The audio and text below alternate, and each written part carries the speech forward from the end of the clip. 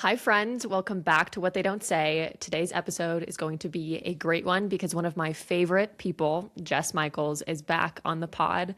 Jess, thank you so much for being here. I'm happy to have you back. Thank you so much for having me, Shannon. I'm happy to be here. Now, for those who don't know, Jess is an incredible advocate. She is an Epstein survivor and she has been living with post traumatic stress disorder for over 30 years. And she is also the founder of the social safety app With You Too. Now, I've really been looking forward to this conversation. And I have to say that if you've been seeing any of the Epstein headlines everywhere in the news and feeling confused or overwhelmed, I am on that same page. I'm in that boat. I am confused as well. This conversation is for you. We are going to talk about what's actually happening with the Epstein Files, why institutions keep failing survivors, and what people can do when systems don't show up the way that they are supposed to. This episode is really going to be about community care and how we can protect each other when accountability feels out of reach. A note about this episode is that Jess and I recorded this about one day before the Department of Justice released about 3 million more Epstein files. There's an estimated of about 5 million total that need to be released.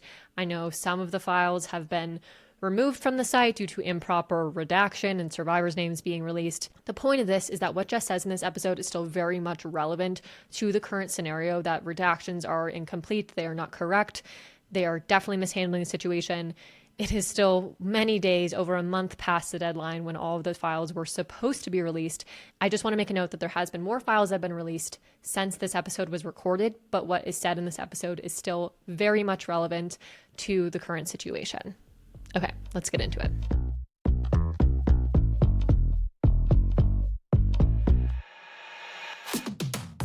So, Jess, I feel like a lot of people have been seeing the name Jeffrey Epstein in the headlines again, and we're all kind of thinking, wait, what the hell is actually happening? There's like a lot of noise in the headlines, but not a lot of clarity. So could you kind of start by grounding people with what's going on with the Epstein files? Where do things stand with all of them, as well as the survivors? Thank you so much for asking me. And I just want to put this in here because we talked about it just before we started recording.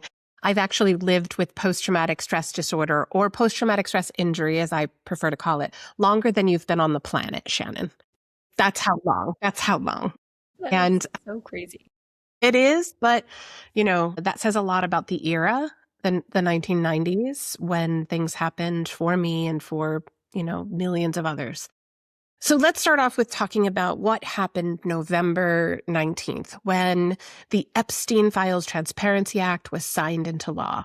That was a historic moment, not the signing it into law, but the fact that we got a near unanimous Congress to pass that bill. So it was completely bipartisan.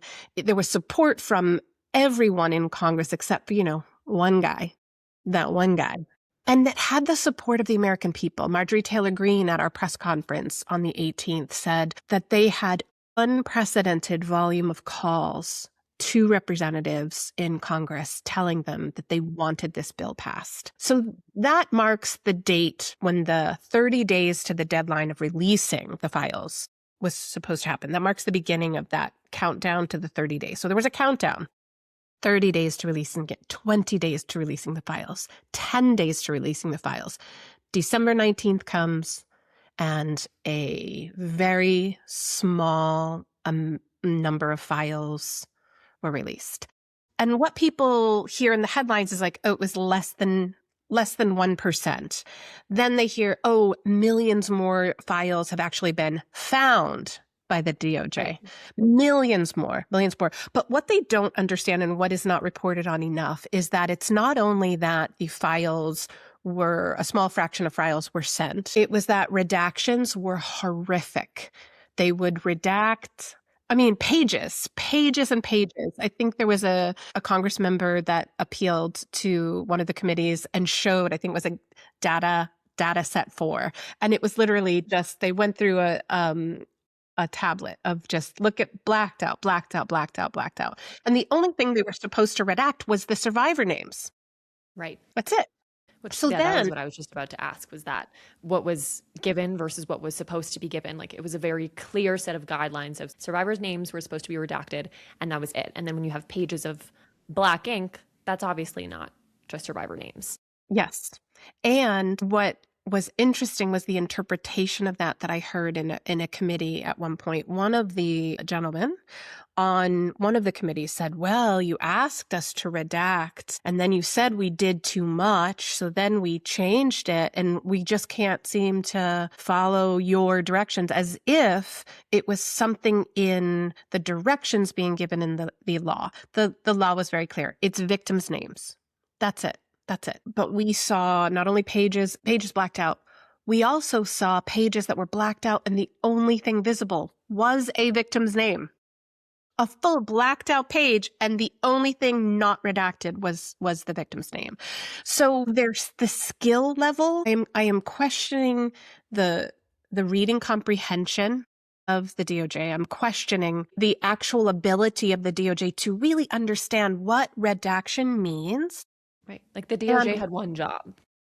You had one job. And then the lack of communication has been extreme. We've heard nothing. There was no public statement made before the 19th saying, hey, we're going to be releasing only less than 1%, just so you know. And we expect it to take this amount of time based on the fact that we have been doing redactions since I believe it was March that they had started all of this, that they hired hundreds of lawyers to go through. It's going to take, such and such an amount of time. Nothing. We heard nothing. But there's one thing that's not being reported that people don't understand, is that typically when you release millions of files, you have to give some way to understand context of the files. You set them up by date. You set them up in certain ways that is easy to go through and search those documents and know exactly what you're looking for. That did not happen. So just bunches of files were thrown into this database and made public. So it seems as if the DOJ was saying, well, we complied, but it is so messy. It is so unprofessional. It is unprecedented in the way it's being handled, with the redactions, with no redactions, with no context, no inventory list, nothing. And so the importance of having the date and it being searchable so that survivors can go look at it, so the public can understand it, because the whole point is to be able to look at these files and understand what happened, to understand who needs to be held accountable, where did things go wrong. And so it feels very devious to me, and it's not with an honest heart. It's like when a kid is told, don't go there, and they're like, oh, well, I didn't, like they leave a piece of information out, but it's lying by omission, but they still did the thing that they weren't supposed to do. It feels very much along those lines to me. Exactly. And so here we are. It is I believe we're at 41 days since that deadline. The other deadline that was missed was the DOJ was supposed to present a list of why redactions happened. That was a requirement in the law. They did not comply with that deadline either. Just to make sure I'm understanding. So on December 19th, 2025, all of the files were supposed to be released by then. So it could have happened before, but by then. So not only have they not released I think they're saying like 2 million files. Is that what's being said? 5 million files. So not only are 5 million files not released, but the files that are released are not even released properly. They're incorrect redactions, whether it be survivors' names are there or people who are not survivors are redacted. And is there any conversation around when we are going to get the files released, or is it just kind of, oh, whenever, hoping that everybody forgets about it? I think it's the latter. I think there's a hope that people will forget about it. I feel like there's a normalization of the sloppiness so that any level of decent drop of information will be looked at as a positive. I feel frustrated because I'm not seeing Congress respond either and hold this DOJ and hold Pam Bondi in contempt of court like it has been threatened. And so for me as a survivor watching this institutional betrayal, it feels horrific, and it's happening in public. So everybody else is seeing it as well. Everybody else is along for this ride and seeing how egregious this cover-up of corruption is. And Congress isn't doing enough about it, in my opinion. In my opinion, I'm not seeing any action. We're seeing a lot of talk. We're seeing a lot of strongly worded social media posts, but I'm not seeing a lot of action.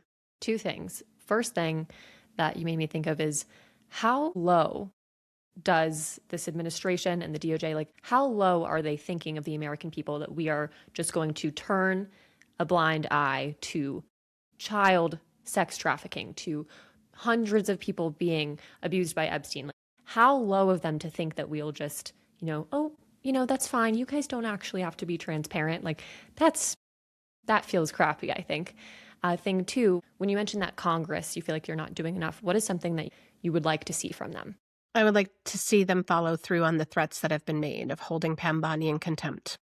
I think that's really important. It's symbolic and it matters. And it matters because you can't threaten it and then pull it away and say, yeah, we're not going to do it when we're at 41 days past a deadline. That there's been no compliance. This is the other thing I think is important to mention. What I'm seeing across social media is the American people feeling badly for survivors and being really supportive of survivors of Epstein, sad about us not getting justice. And what I think is being missed is that us not getting justice is not just about us. It is showcasing what kind of Department of Justice we now have. And if we're not getting justice with millions and millions of files, that should scare every single American. Because that showcases what they can expect if their child is ever needing justice or accountability. Even yesterday, my mother, I was talking to her about a friend who was struggling, and she said, well, why didn't they report them right away? The person who assaulted them, why didn't they do that? And I just kept thinking about what you always say is that we haven't made it safe to report. And this is on a world stage, we are seeing what happens when you have evidence and you have multiple victims. And like you said, millions of files, and we still can't get justice. Exactly. It is very discouraging. And so I wanted to just ask, how are you doing with all of this? Because I think I can feel myself, and obviously I know you as a friend. And so, I feel very directly connected to you, and I feel sort of connected to these files, but I'm not actually connected to but you the files. You are in a way. I think that's a really important thing is the sense of vicarious trauma that the people in the United States, other survivors, because you're not just a friend of mine, you're a survivor. You're someone that has had to deal with a justice system to try to get accountability. And I don't remember the details of your case. If you were able to get accountability, that's great. But as you well know, even if you did, it's rare. It's not the norm. And we're seeing that norm of a lack of transparency, a lack of justice happening on a grand scale. And that affects everyone. That affects every survivor. It affects every family member of a survivor. That affects every single human being hoping to feel safe in our country because our country is keeping us safe because they are enforcing justice. Justice Department has one job. Justice Department has one job. And that's for all of us. When I see people in my comments saying, oh, I'm so sad for you, I really hope you guys get justice, I correct them immediately and say, it's not just about Epstein survivors. This is about justice in America, period. It should concern every American. It should concern every survivor, every family member of a survivor, because if the Justice Department can't do this job with millions of pages of evidence, no one has any hope. Absolutely. This is making me think of, I think it's Taylor Swift who said this, but if I'm being honest, I don't know. I saw it in a bathroom on the stall once. It was my freshman year of college. And it was this quote that said, sometimes justice doesn't even feel like it matters anymore because the process is so dehumanizing.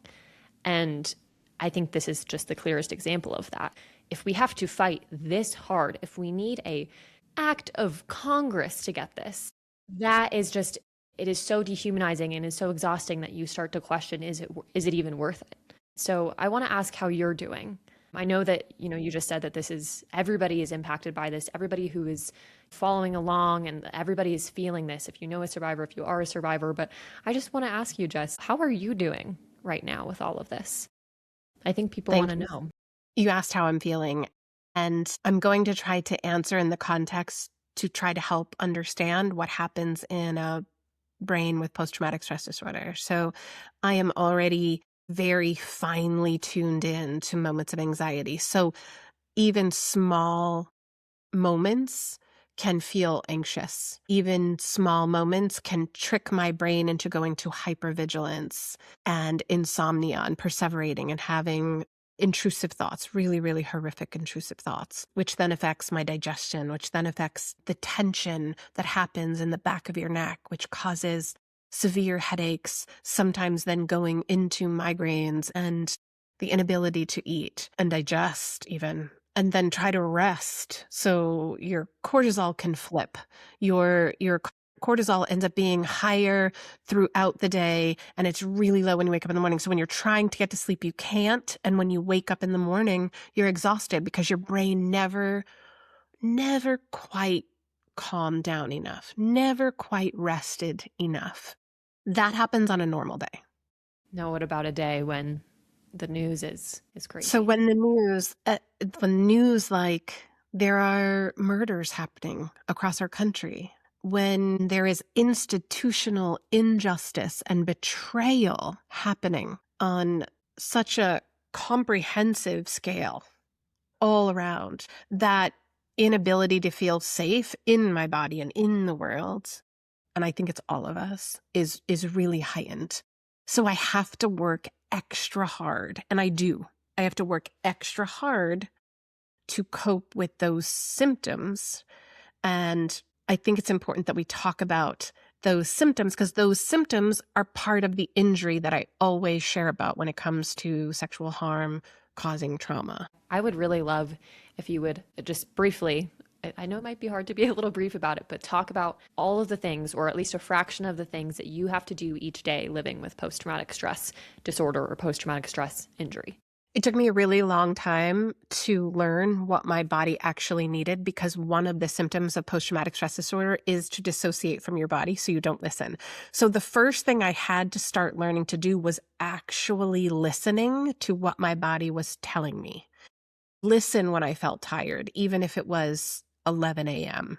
Listen when my body needed food, even if I wasn't hungry and didn't feel like I could just, I had to find things. So for example, even if I can't eat anything, I will have 2 cups of bone broth because that's really good for digestion. It has protein in it. My body's getting good nutrients, but I won't have to consume a really big meal to try to get all the nutrients my body needs. That is such a good tip. I just want to make sure we're emphasizing that, everyone. Bone broth. I've never even thought about that. I've had bone broth, but I didn't even think about how you can just drink it. You don't have to think about chewing anything. It lasts for a while in your fridge. I love that. Okay. Bone broth. It has collagen in it, and so it's really good for your digestion. The other thing is bone broth, not just chicken broth. It's very different. It's when they use the bones to make that broth, it infuses it with protein. It's very, very high protein. It's a great snack to have. It's a great snack before you go to sleep at night. It's important to then get a lot of protein throughout the day. For me, for example, because my cortisol can be off, my sugar is off. And so keeping my sugar regulated throughout the day is really important, which means a lot of small meals, a lot of snacks here and there, and not carbohydrate snacks, but things that really help regulate my sugar throughout the day. So things like celery and almond butter. I do turkey jerky, apple and cheese, things that include protein in my snacks. Which are hard to eat when you don't feel good. That's one of the hardest things. And that reminds me, so I get protein shakes. There's a couple of brands that I like that are plant protein shakes in a bottle for when I'm too tired to even make anything, but then I make sure I can grab a shake. That's one of the things. The other thing, so eating how I eat is really, really important. Listening to my body and resting when I need to. But that really forced me into a really strict sleep routine. Because just like I tell you that I'm really sensitive to anxiety and things perking up my anxiety, I'm really sensitive to things agitating my nervous system, my very sensitive nervous system. So what's important for me to do is recognize how my nervous system gets activated, woken up.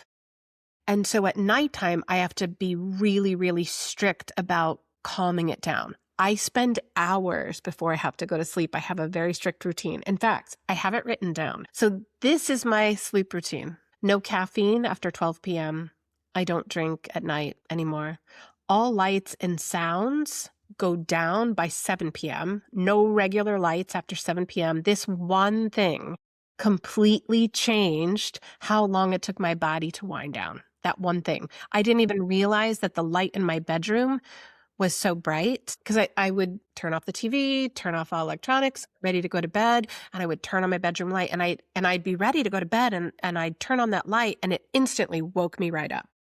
And that was stopping my body from calming down. And even that one thing ignited my nervous system. So I had to make sure that I actually changed out the light and I got I think it's a 10-watt light bulb, like a really low watt light bulb in a pretty pink tulip light.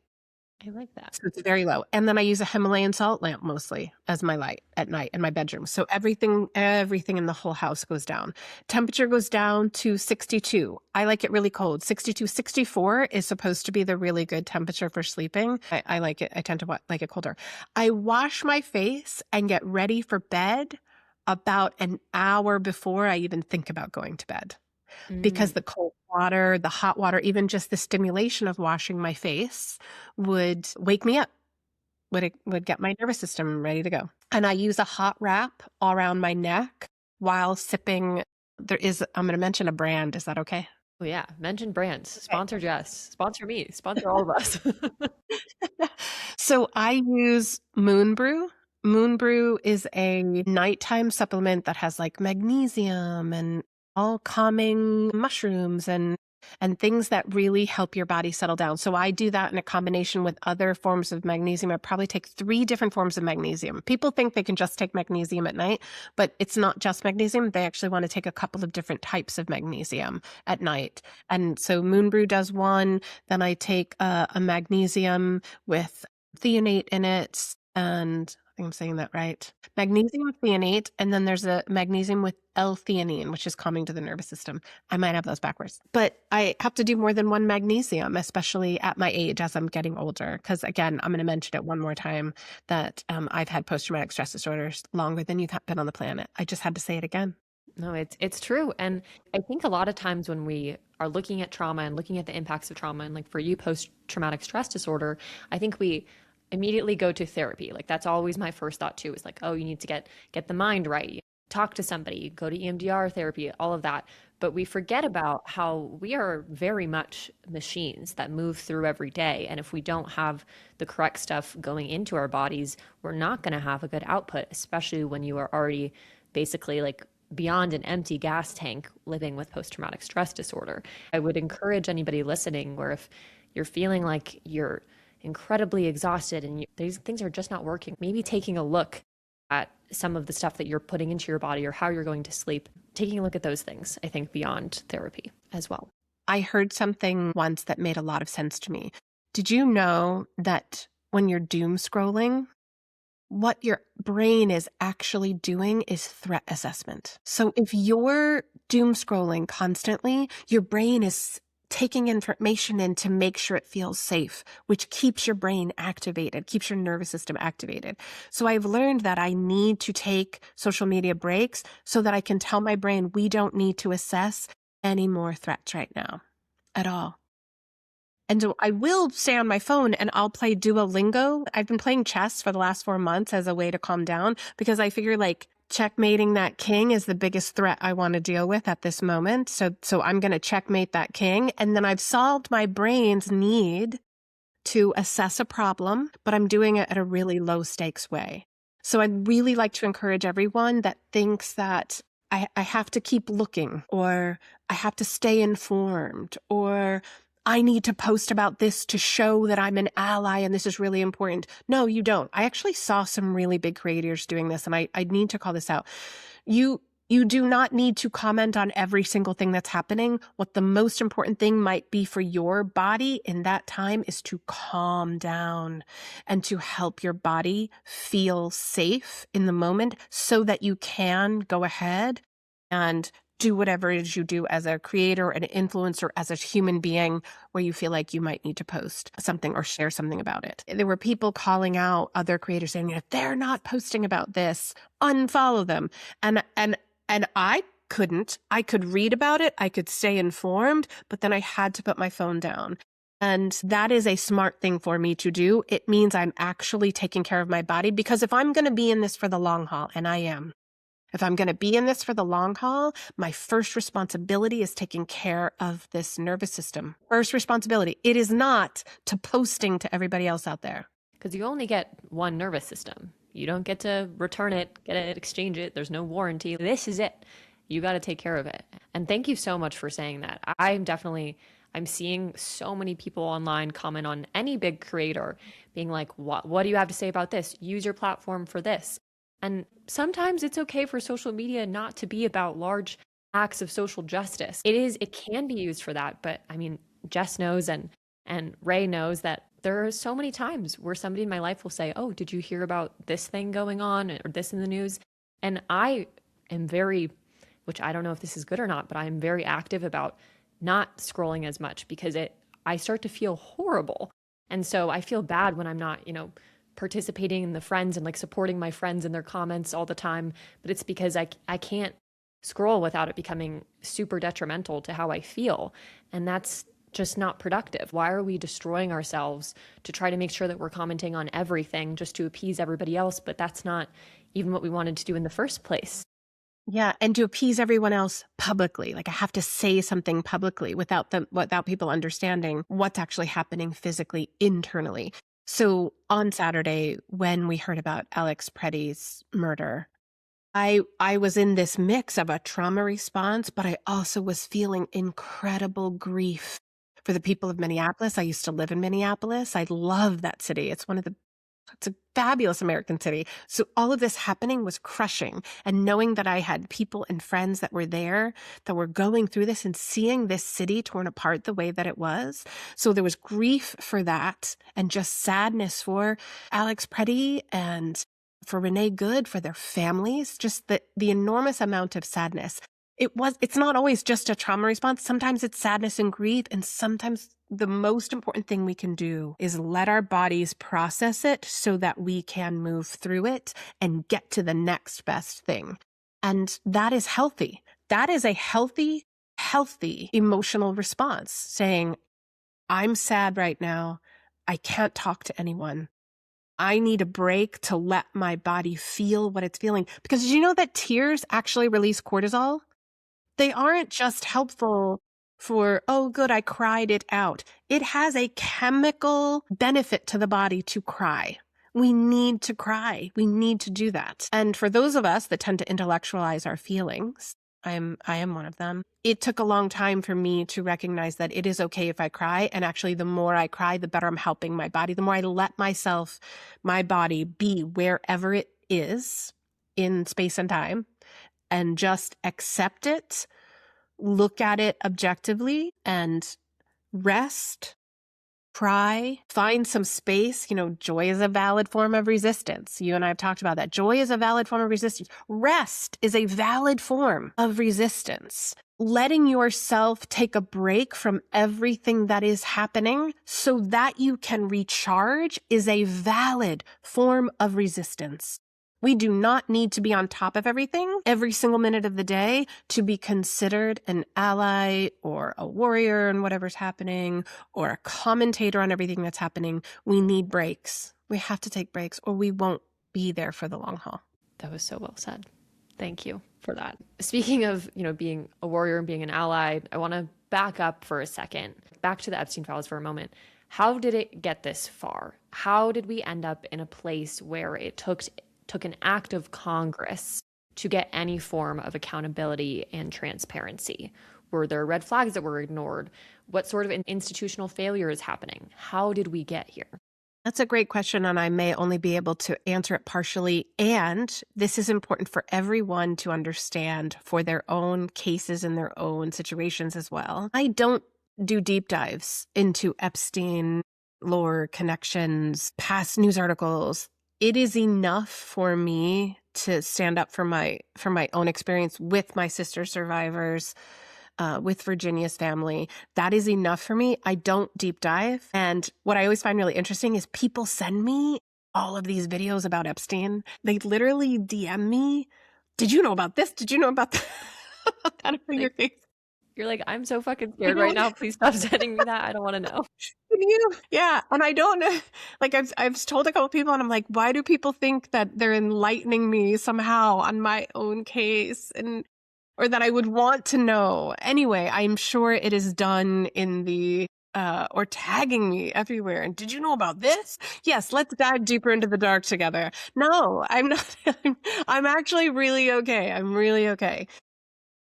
I think what's really important for people to remember is that this actually started in 1996 with Maria Farmer putting in her complaint to the FBI. A part of the complaint came out in the files back on December 19th, which vindicated her because for a long time, everyone's saying what she was lying, but that was not true. There's a copy of the complaint.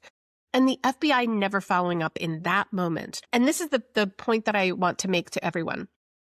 Back in 1996, when she filed that complaint, it wasn't as if Epstein was a nobody.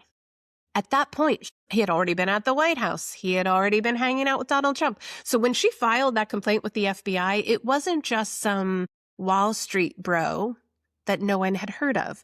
It would have taken an easy search for people to understand, oh, it's Jeffrey Epstein she's talking about. So the fact that they ignored a report, didn't bother to call her back, and as I understand it, and I could be wrong, but I hung up on her when she tried to talk to someone about it. That was the first moment of betrayal and when they should have done something.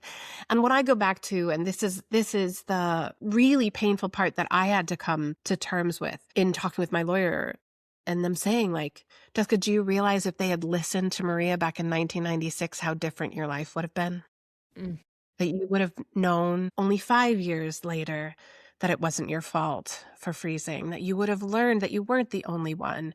And that was a rough period of therapy to get through. The next date that's really important to remember is in 2006, a teenage girl and her mom go to the Palm Beach Police Department and they report that there is this man, Jeffrey Epstein, and he's doing A, B, and C, and tried to sexually assault this girl. So I didn't know much about the sweetheart deal at all. And this is that era, 2006 to like 2008, 2009 is called the sweetheart deal era. After that young girl and her mom came in, there was an investigation started. And there were over 30 minors that were identified. 30 minor victims were identified in that case. There was an attorney general. And again, I don't go on these deep dives, so I'm not the perfect person to be able to explain this. So I'm going to do the really condensed version that identified like a long list, I think like 84 counts against Epstein. And then Alex Acosta came along and said, yeah, we're going to let him off on 2 very minor infractions of soliciting prostitution with a minor, which that alone tells you everything you need to know about 2006, 2008. And then another infraction, but nothing in sex trafficking and not in pedophilia, not arresting him or charging him with any of the other long list of charges. Now, that's not even the worst of that one. So the girls that actually did come forward and did testify and were part of those testimonies, they were supposed to be alerted of the deal that was made. They weren't. They were never alerted that he got a slap on the wrist where he was able to spend 12 hours a day, 6 days a week in his office, working 6 days a week, and only slept at the jail and then hung out there on Sundays. 6 days a week. He led a really normal life. And it was his like chauffeur or bodyguard that would come and shuttle him from the jail to his office. That's horrific. So you have a complaint put in 1996. This arrest where the FBI did reach out to victims, knew about the past 1996 report, and he still was not found to be guilty of all the things he was actually guilty of and got this sweetheart deal. We just kind of talked about how you don't always want to spend time like doing these deep dives and things like that. It doesn't feel good. And I also think it's important for people who are like really far away from this stuff to sometimes take a second, read, Yes. learn how bad it really is. And I experience this a lot with my guy friends. Like, God bless all of the male friends I have in my life. They're so wonderful. They're such good men. And they're willing to sit there and listen when I say, like, this is real. Like, this is a real story from a real person, a real experience. It really is that bad.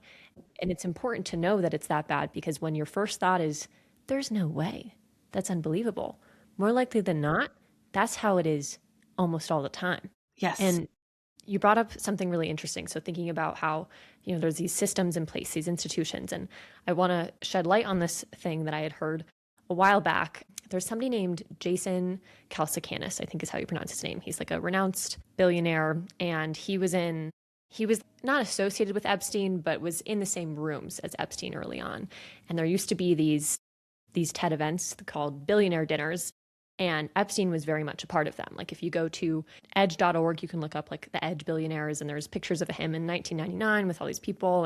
And Jason, on a podcast recently, he said that we heard about, Epstein, like something kind of a run-in with the law was how they understood it. And just, it was just a misunderstanding. And so even people that were seeing him pretty actively, they thought too, oh, it's just a casual thing. Exactly. Nothing's really happening. Exactly. And so, wow. Yeah. And it makes me think about, we have government, we have law enforcement, we have universities, we have banks, we have everybody involved in the legal system, you have the friends. And when we say institutions, we are not only talking about what those are, but it's also how they are influencing how we think, right? Exactly. Do you know what else was really fascinating? And when you were talking about how they didn't know, one of the reasons they didn't know is because it also was not covered well in the media at that time. It wasn't. I actually lived in Palm Beach County when this was going on. I lived in Palm Beach County. I owned a dance studio. I lived 20 minutes from where those girls lived that this was happening to at that time, and had no idea this case was even going on. No idea. That's how poorly everyone it was. And we weren't really on the internet looking at things. Things did not go viral. That didn't happen at that time. And so, you have to remember, Epstein was a master con man, and he could spin any narrative any way that he wanted. He easily brushed it off, which then means everybody else easily brushed it off. And I also think he was just really good at, when he was with certain groups of people, he assumed the integrity of the people around him. And that way, when he was questioned on his integrity or his intentions, he'd be like, well, these people know me. Like, I'm good. I belong here. He was that manipulative and that much of a psychopath. Terrifying. But it never came off that way, because if it would have come off that way, then he wouldn't have had the web that he had. People ask why there are people still associated with him after 2008. It's because they didn't know. They didn't really know what happened at all. Exactly as that man said on that podcast. They had no idea. Yeah. He seemed like a fun guy who was rich and was incredibly social, and who wouldn't want to be a part of that? So when we're talking about institutions, these are systems that shape how society responds to harm, right? We have government, law enforcement, universities, banks, the legal system. They all play a role in this. And when I think about institutions, I think that they are not just places that enforce rules, they are places that heavily influence culture. And so when sexual violence is treated as a liability or a public relations issue, that attitude begins to spread, right? We look up to these institutions and these groups to sort of tell us how we should feel about certain things. And so in the Epstein case, institutions failed at multiple points. When survivors go to try to get justice for what happened to them and what somebody did to them, there's typically failure at multiple points. And with that failure, we need transparency to matter. We need transparency to matter, because without it, accountability does not exist. And so in this instance, the DOJ broke the law. Institutions failed us again, as they continue to fail us. But how do we hold on to hope without lying to ourselves? What can we do as a community when institutions don't show up the way that we need them to? That's a great question. And I love how you framed it by really talking about institutions, because the other institution that you left out, that was the media. The media failed. Like I said, back in 2006 to 2008, the media did not cover this in any way to let anyone know that there was any danger hanging out down the street, that there was a pedophile living on their street and in their town and in their county. And so, when we talk about holding people accountable, it's not about what happened in the past. It's about how we're going to make it right for the future so that the same thing doesn't keep happening. But we seem to be on this hamster wheel of the wrong thing continually happening, specifically in this case over 30 years. But as you and I know, in pretty much any sexual assault case that ever comes up, anytime a woman says, "This happened to me," and how it gets spun in different institutions, fails to respond, fails to even see the victim as a victim, questions their accusations, questions who they are as a human. So the question is, how do we keep hope in those moments? And that's actually why I started doing what I'm doing, which was creating a sexual assault first aid kit in an app that is a social safety app. And the reason is that I kept watching our institutions only treat sexual assault as a crime and never looking at it as an injury, as an actual injury that needed care. And it's because it's invisible, because it's a nervous system injury, right? So they don't notice that this is an injury that happens, that crosses a boundary of safety, and that lack of safety in the world then activates trauma responses that get stuck and got stuck in me for 30 years. And if you think about it, there's not a single organ or system that is not touched by the nervous system. Every single organ in the body, every single cell in the body is affected by the nervous system. So when we are injured, when our nervous system is injured, our lack of safety, that boundary of vulnerability is crossed. It's an injury that is going to have physical repercussions. And so my frustration, even though we know this from the therapeutic side, those therapists know it, the mental health professionals know it, but it had not crossed over into our justice system understanding that, our healthcare system understanding that, the media understanding that, people that write about true crime or do podcasts about true crime, not understanding trauma and how it affects the body and the brain and how we speak about it, how we understand it in ourselves, how we heal from it. So sort of the first step is looking at sexual assault and separating it from the legal or institutional side with the human side. Exactly. And this is a really reasonable thing to consider because we do it everywhere else. When you get in a car accident, even if you caused it, let's just say you caused it, and the police officers get there and you are injured, the first thing they do is not call the insurance company. They call an ambulance to take care of your injuries first.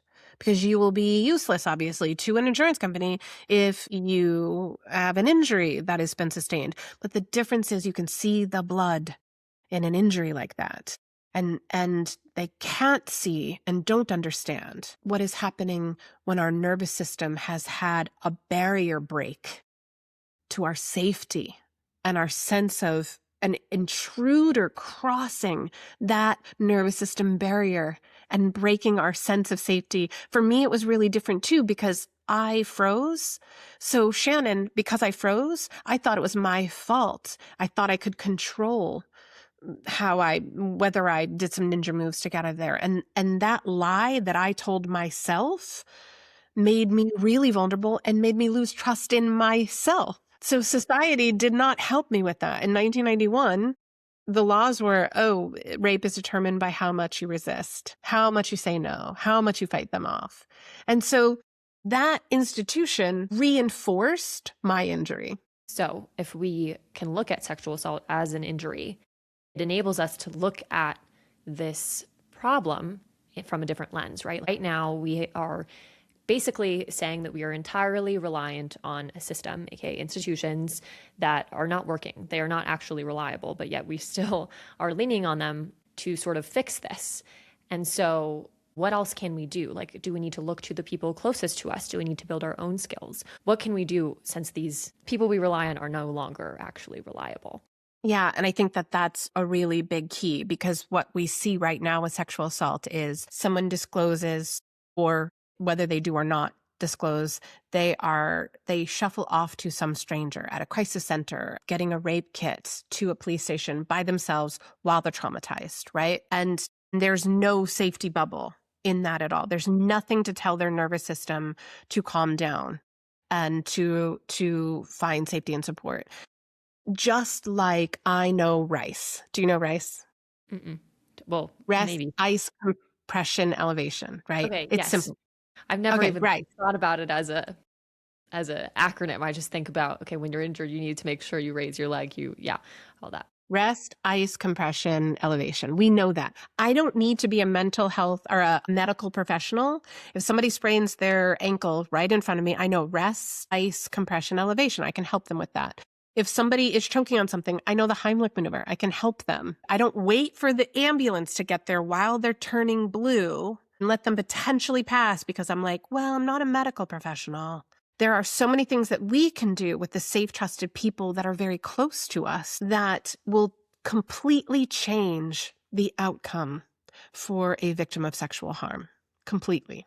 So, talk to me about some of those things. What can we do when somebody is sexually assaulted to support them? What is sort of the parallel of the Heimlich to stop, drop, and roll? What is the parallel of that with sexual assault? What the research says is that when someone has gone through a traumatic experience, if we surround them within the first 24 to 72 hours with safety, trust, and support, and we're there for them, and that safety, trust, and support extends for 90 days, 3 months, we can completely minimize the damage of post-traumatic stress disorder, even minimize them ever getting post-traumatic stress disorder. And not a lot of people understand that. They don't understand that their simple positive response and their care of the person that disclosed for them in those first moments, all the way up through 90 days, just like any other injury. You fall down and you break your leg, you go into the doctor, you get a cast. The doctor says you'll be out of the cast in 8 weeks. You're going to have to be really careful and not be able to drive for 2 months. So someone is going to need to help you. If we would start treating sexual assault and sexual harm in that way, that, hey, just make someone feel safe, be there for them as if it is any other injury, and do it for an extended period of time, for 90 days, we can help someone have a completely different life after sexual harm.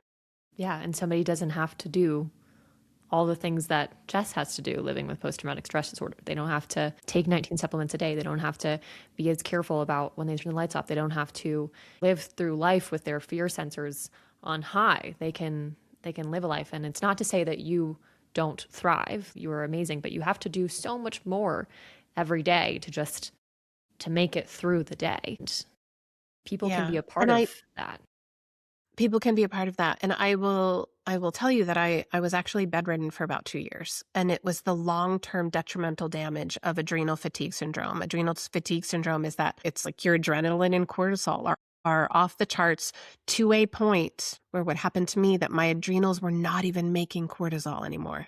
So there was all gas and no break at all. And my body shut down for about 1.5 years, 2 years, where I could do the very least in life to sustain a life, the very, very least, and was bedridden the majority of the time.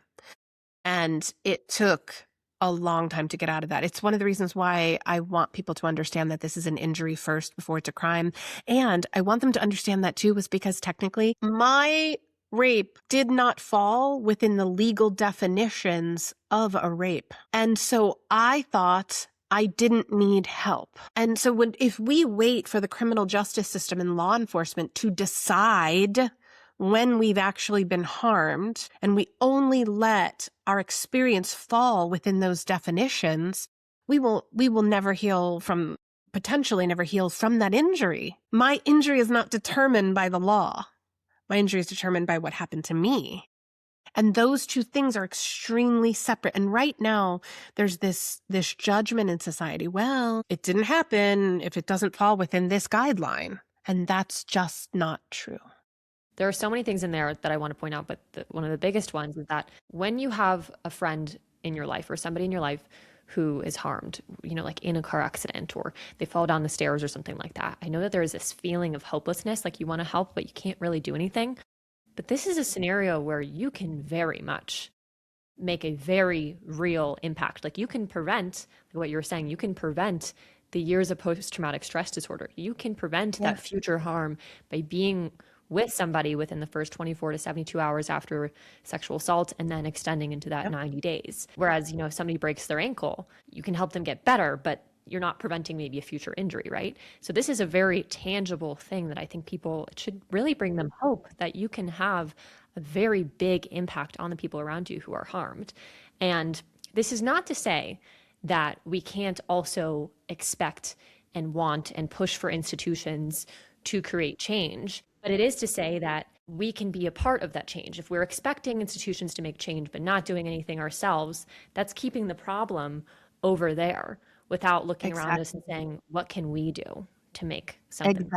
Exactly. When you were just talking about injuries and you were talking about like a sprained ankle or a broken ankle or a car accident, the other thing that doesn't happen with either of those is people go, well, how did it happen?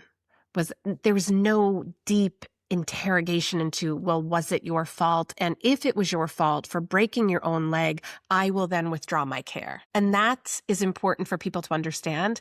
We don't need you to ask any more than any other issue. We don't need you to ask how it happened. Were you responsible? We don't give less care, less medical care, less community care to someone who's been in a car accident if they accidentally ran a red light and they ended up in a car accident, right? They don't accidentally fall down a set of stairs and break their leg and suddenly, wow, you should have known better than wearing those slippery slippers, down that staircase. So I'm not going to be here for you. And that happens every single day for sexual assault survivors. Yeah. Even people who get DUIs and are in car accidents, before they take them off to jail, they address their injuries first. Exactly.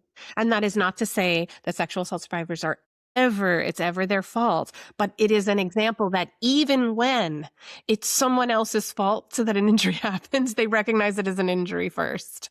Even in those extreme situations, like there's never any consideration, well, they got a DUI, so we're not going to get the ambulance here at all. No, that doesn't happen. But with this issue, it's like responsibility has to be assumed. Somebody has to be to blame first before I can care about you. Thinking about it this way makes it much easier, I think, to care for other people. We don't need details. Yep. Yeah, it doesn't need to be complicated. You don't need to have all the details. Like you can just care. And so I would love if you sort of talked through what does that step-by-step community response look like after somebody is sexually assaulted? How can we do that? So can I tell you about our app? Oh, yes, Jess, please do.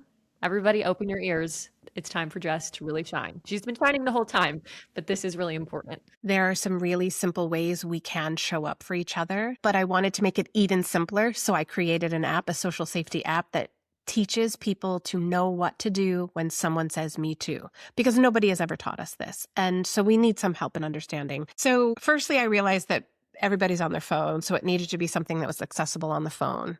The other thing that I noticed and learned from young people is it's not that people don't know how to ask for help in a crisis. It's that they don't know how to ask for help ever.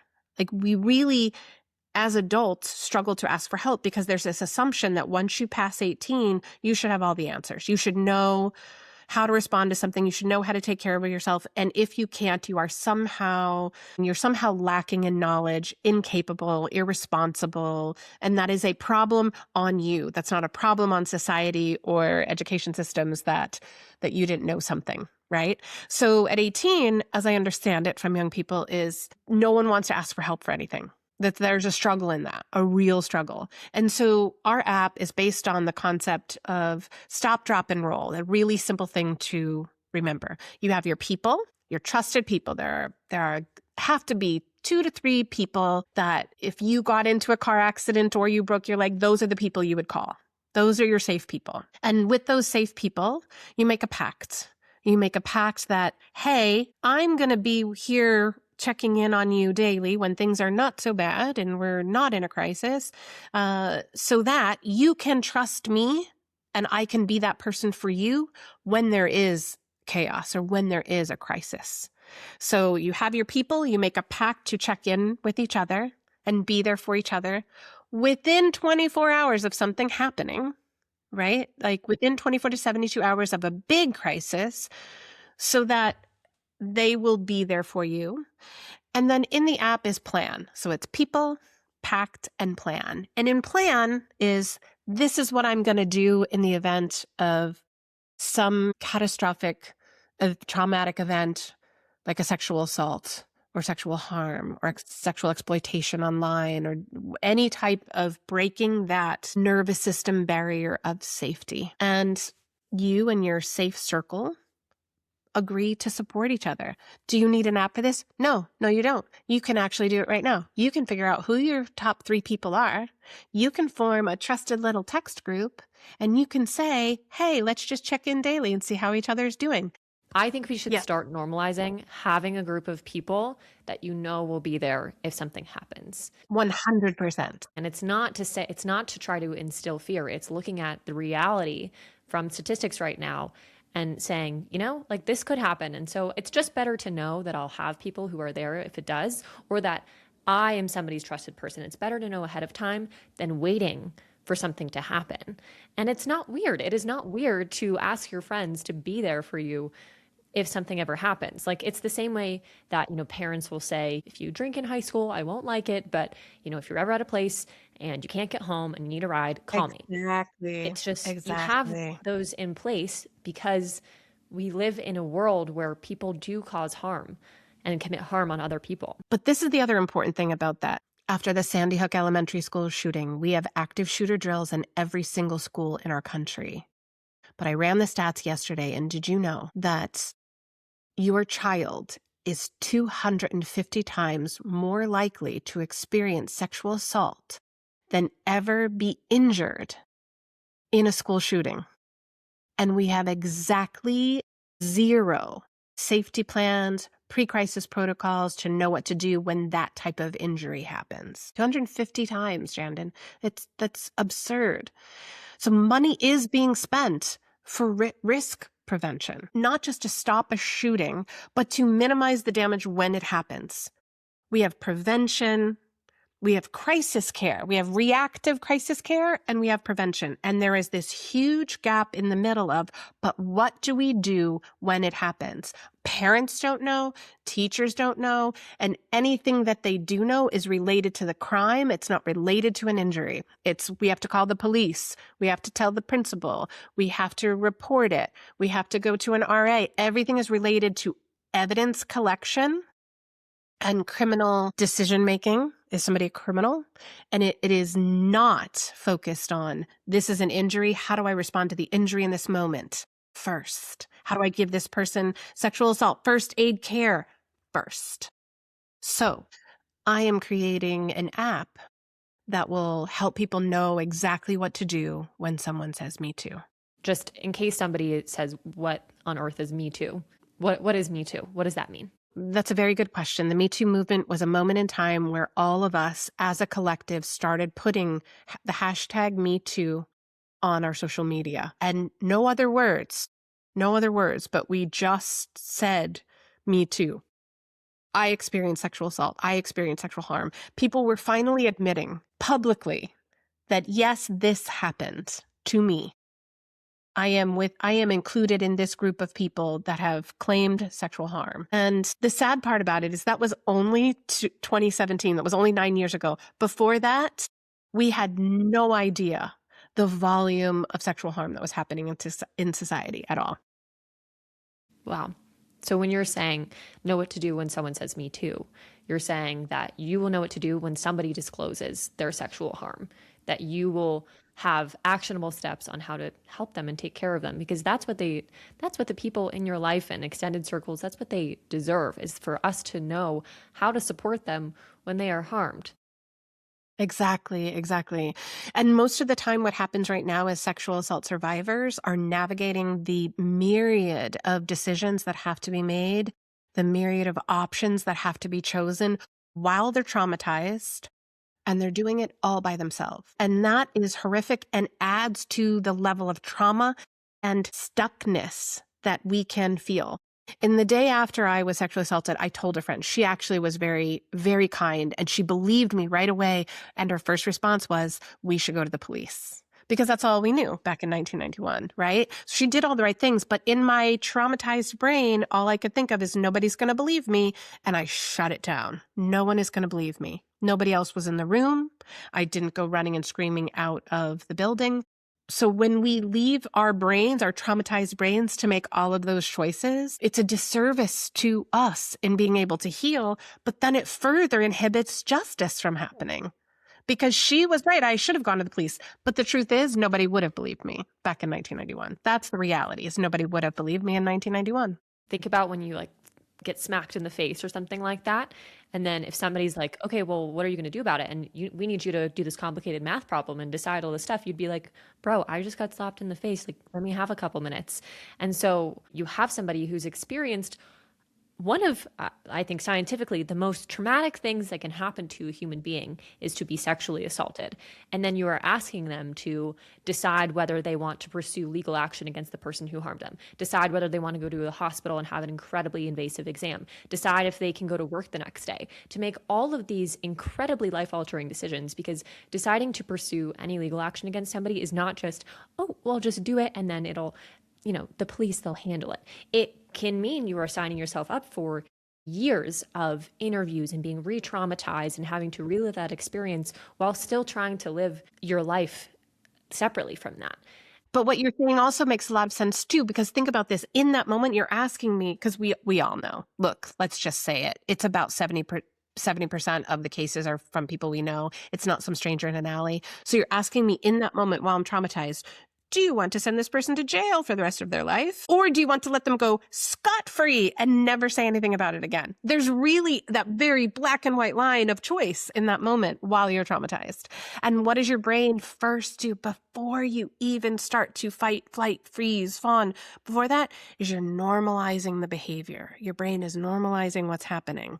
And so it takes a long time for the brain to calm down and go, well, that wasn't normal. That shouldn't have happened. We first go into, well, I normalized it because maybe I led them on. I normalized it because I wore the wrong thing. We self-blame. We can't expect in that moment, when there are so many complex things to be considering, to have to do this all alone. When we say, why has there not been justice for survivors? They didn't have proof. It was their fault. They were in the wrong place at the wrong time. We're asking the wrong questions. We're assessing a situation, again, from a criminal perspective, and we're not assessing it from that person just needs help, just like they broke their leg. They need at the very, very basic level of their body, they need calming, safety, support, and trust in that moment. It's not just I see a campaign that goes around there like, start by believing.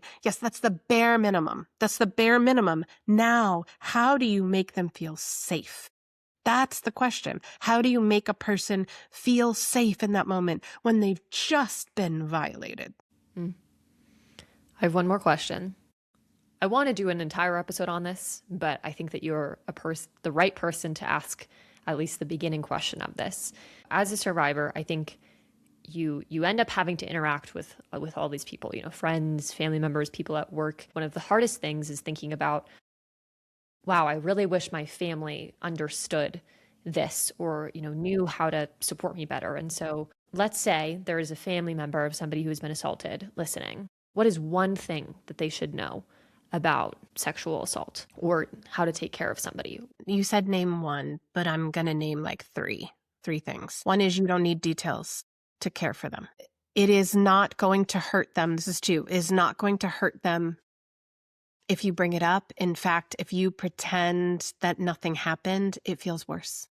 I can't tell you how many people I've told about what happened to me, and they have never said a word about it again. So I'm often left being the one being like, hey, and Epstein was in the news again, and I'm really sad, and I'd really like some support, where I have to keep asking for help. And so it's okay to bring it up. What is a good way for them to bring it up? What is a way that will help? I think it'll be different That's a for great everybody. question. What's like a generally That's a great. safe way to bring it up? I've been thinking a lot about what you told me last week about what happened to you, Shannon. It's made me feel really sad and really helpless because I don't know what to say and I don't know what to do. But it's really important to me that you know I'm here for you for whatever you need. And that means distraction, where I just come over and I help you by bringing some popcorn and we watch our favorite movie together and laugh. It's by, do you want me to start calling crisis centers and see if I can find some professional help for you? And I'll hold your hand and drive you there. Is it that you want somebody to sit down with you and maybe write out details and I'll go with you to the police? And it doesn't matter what you choose, but I can't let another day go by without letting you know that I'm in your corner and that I'm here for whatever you need.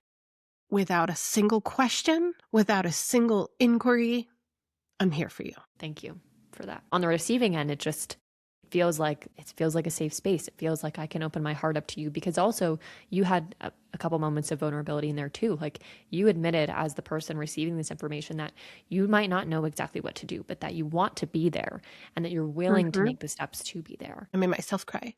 And I think it's because people just don't know what to say, and they really, really genuinely can be great people, and they just don't know what to say. So if I were to say, like, let's narrow it down to this one thing of how do I bring this up to someone that I love? It's what you said, the first thing that we said. We said, I don't need to know any details, but it's acknowledging what they said. When you said this to me last week, yesterday, last night, I haven't been able to stop thinking about it because I care about you. Acknowledge that they shared it. And then saying, you don't need, and I am not owed any details. I don't need details to care about you. And the third thing is, I'm here for anything. I'm here for whatever level of care that you need. I have a friend that told me, she's like, Jessica, I never want to talk about it again. I said, awesome. When you are, I'm here. Or if you need something comes up and it triggers you, that's great. Just let me know. I'm here.